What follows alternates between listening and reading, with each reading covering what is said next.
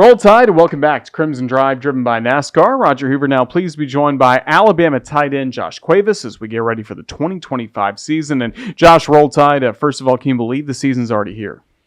Roll Tide, good to be back. And honestly, no. I remember going into the training room, we have a clock, and it said 300 and something days, and then all of a sudden now it says 40-something days, and time flew by so fast.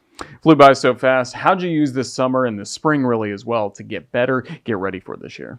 I remember Coach DeBoer had shown us a quote by Jerry Rice in the team meeting room one time. I remember it saying, "Today I'll do what others won't, so tomorrow I can do what others can't." And I think that's kind of like what's been my philosophy, like going into the off season, just kind of doing a little extra work and kind of trying to put myself on that pedestal of like, this is like my room to lead now, and just kind of putting myself in that position to really do better than last season and be in a better role. Do you feel like you've embraced the leadership role a little bit more this year? I think so, for sure. And I mean, I've counseled with Coach DeBoer countless times, just kind of seeing like his leadership aspects and just kind of like asking him, what can I do? What can I be? How can I be better as a leader? And kind of step into that role. Because last year, I mean, I was behind two older guys. So it was kind of, I just gotten here. So it was just like, kind of like seeing where I fit in. But now there's no stepping back. It's go time. You mentioned leaning on two older guys, CJ Dupree as well as Robbie Oots. Are you still kind of leaning on them, staying in really good touch as we get ready? Yeah, staying in good touch. I mean, not so much leaning on them so much anymore, just because I don't want to bother them. They got their stuff going on too. I kind of know the system with DeBoer, and just kind of I'm more comfortable now, kind of with the team, and everybody's just kind of mingling together now. So I kind of feel more comfortable, kind of reaching out to some guys and doing that stuff. So, but I still keep in touch with Robbie and CJ. You mentioned being more comfortable. We saw such a jump going back to Washington, year 1 to year 2 with Coach DeBoer there. Do you expect something similar here at Alabama, knowing what the stakes are a little bit more here? That's a good question. Honestly, yes and no. I think the stakes are definitely a little bit higher. I think the level of play is definitely a little bit higher. But, I mean, Coach DeBoer and Coach Grubb, they have their philosophy, and they're going to implement that into any team they're a part of. And I think once everybody's bought in, then that philosophy can work anywhere, really. How good is it to see Ryan Grubb back in Crimson? I miss that guy. Yeah, for sure. I love Coach Grubb. I mean, just kind of seeing how he worked at Washington and just kind of how diligent we were as an offense, and then kind of him coming in and just pedal to the metal, like no introduction, no anything. It's like, all right, we got walkthrough tomorrow. Like, you guys better be locked in. And I mean, I just kind of missed that. Like, I mean, not saying that it wasn't there last year, but I mean, his intensity was something that like I feel like we definitely needed. What's he like on game day, especially with adjustments in game for you guys? He's very level-headed. I mean, he'll walk around the locker room, he'll talk up some guys. He'll get in your face if you need some motivation, if you need to pick it up. But overall, he's pretty level-headed. And then, I mean, halftime, he'll come in, he'll make his adjustments, and then from there, we'll do what we need to do, and hopefully Coach Grubb comes out happy at the end of the game. But I mean, he's a pretty like diligent and efficient OC. So in a Ryan Grubb-led offense, so in Kalen DeBoer as well, but what's the role of the tight end specifically in an offense run by him? Yeah, I think we're really the glue, and we're kind of like Mr. Reliable whenever we're on the field. Little check down here and there, doing the small things, helping out tackles, chip blocks, and just kind of digging out the C gap here and there. Whenever we need a big run, like we know that the tight end's going to be there to dig out the backside in case the running back needs to make a cut or something. But it's really about the little things. And I mean, Coach Grubb does a great job with like implementing like those big plays that tight ends like and want to run. But we'll get our chance. But we also understand that there's other aspects of the game that needs to be done. Perimeter blocking. There's, I mean, crack blocking. There's just a whole bunch of different stuff that the tight ends get to do, and that's just something that's a part of the position. Blocking, key part of it, running downfield, catching passes, part of it as well. Let's talk about the quarterbacks. Just have you seen Ty Simpson, Austin Mack, Keelan Russell all take steps forward this year? Yeah, absolutely. I think they've all kind of evolved in their own certain way. I think all of them will be great for us eventually down the road. And I mean, going into this season, I'm confident with honestly any one of them. I mean, as a pass catcher and kind of run blocker and doing all that stuff, like I'm still going to try my best and do my best to like make that as comfortable a position as possible for them at the quarterback position, because part of the job as a receiver, an O lineman, a tight end is knowing your job so you don't have to put that stress on the quarterback, and because they already need to know so much. They're the person on the field that needs to know everybody's job, what everybody's doing, bringing emotion, kind of shifting everybody. So anything that we can do to kind of take stress off of them is something that we emphasize. Speaking of stress, Ty Simpson was in a lot of stress last year in the Mercer game on one specific play where you caught a long pass downfield. He was able to break out of a sack, keep a play alive. Walk us through that play from your perspective. How'd you see all that develop? Yeah, I mean, honestly, I thought he was going to be sacked. Like completely. You can see it in the clips. Like I stopped running completely, and then I just hear like the crowd kind of, because I mean, you're obviously listening to the crowd as you hear a possible sack and it's going down, but I hear the crowd and it's like positive, like crowd noise, and it's like, okay, let me look back to see where Ty's at. And sure enough, he was rolling out the pocket, and I was like, okay, let me just run to some open grass and hopefully he sees me down the field. And sure enough, he saw me down the field. So it was my job as a taker to go get the ball from the air and try and score. But yeah. Is that just an example of how athletic he is?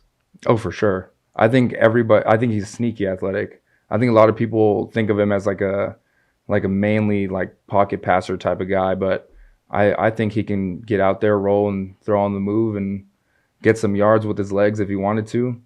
But he's sneaky athletic, yeah.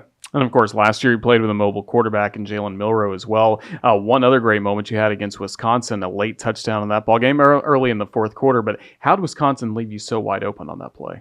You know, I think they just kind of busted the coverage on that one. They just kind of got caught with CJ running up the middle and kind of took the safety's eyes, and then the corner kind of stayed on the outside, and boom, there I was up the seam, and they just didn't see me. So I guess busted coverage is really all I can give you. Touchdown, Alabama. We love to see that. Roll Tide, roll. That's right. Tell us again about the tight end room you have this year. Obviously, you're one of the veterans along with Danny Lewis, but how about some of the newcomers and how this group's coming together? Yeah, I think we have a pretty diverse group amongst the tight ends this year. We have Jack Samarco coming from West Virginia. We have Brody Dalton coming from Troy. Some new guys, Caleb Edwards coming out of high school. There's a lot. I think there's 11 of us now, and we're all kind of getting into it. But, I think our roles are going to vary a lot based on just kind of like what we can do individually, and just kind of like seeing Coach Ellis's analysis on just kind of the best plays for us. And, as players, we kind of trust that the coaches are going to put us in a position to where we're going to succeed. And I think we have such a diverse room to where we have all those weapons in the room. So it really doesn't matter what you need somebody to do. We have somebody for it. So you mentioned Coach Ellis. You got to spend a lot of time with him, whether it's in the meeting room, watching film, on the practice field. Just what's he like to be around on a day-to-day basis? He's a great guy. Love that man. He's by far one of the chillest coaches I've ever had. And I've been thankful enough to kind of get some chill coaches my entire college career. But Coach Ellis, just a great guy. He'll reach out to you if you need anything. You can always go to him if you ever need to like confide in him or something, but he's always there when you need him. Love him, love his family. Just a great group of people to be around. And of course, for you, a big milestone this past year in May, you graduated from the University of Alabama. How meaningful was that? Oh, absolutely meaningful. Just kind of walking across that stage for my family and just kind of being like trying to take in the moment. Really, I sat front row right in front of the stage. Everybody was talking. I got to see all the doctorates and stuff go by. Sorry, I'm losing my voice again. But it was really meaningful. Just kind of, that was kind of like a milestone for me, just kind of like getting my degree. And then anything after that would be kind of extra. So it was really meaningful. Yeah, and that's still just over a year removed from transferring from one school to the next. And people may not realize how the transfer portal, yes, your eligibility, you can kind of slide some things over pretty quickly, but it's a little tougher in the classroom to have everything match up school to school, right? Yeah, absolutely. I planned on staying at Cal Poly San Luis Obispo for years up until I ended up having that season. And I had some talks in my ears, and I was just kind of getting going. And then never in my wildest dream would I thought I'd be at University of Alabama. And I mean, the transfer process is stressful. It's kind of just starting the recruiting process all over again. But it's just kind of, it's almost like a guessing game of how many credits you're going to get and how far set back. Because, I mean, they're not going to take every credit you got. So it's almost like a guessing game of like what classes I'm going to need to take and just kind of getting with the academic advisors, just kind of seeing, yeah, am I going to be a sophomore this year or am I going to be a junior this year? Like, you never know.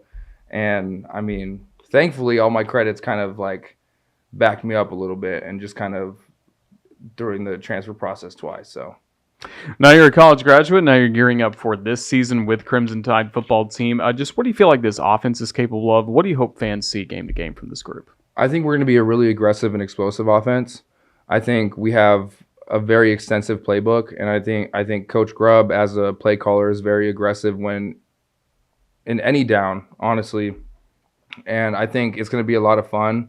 And I mean, it's just going to be super fun to watch. Like Ty go to work to see. It's going to be fun to see Germ go to work, Ryan go to work, Jam go to work, and I mean, just the amount of opportunities that these talented players are going to get within this offense.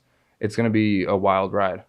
And we talked a lot about the passing attack, but how about the running attack Alabama's going to have this year? Yeah, I mean, I think we had like the number one O-line coming back, I guess projected. But this running game is going to be solid. I think we have solid running backs. We have great depth within the O-line room as well as the tight end room.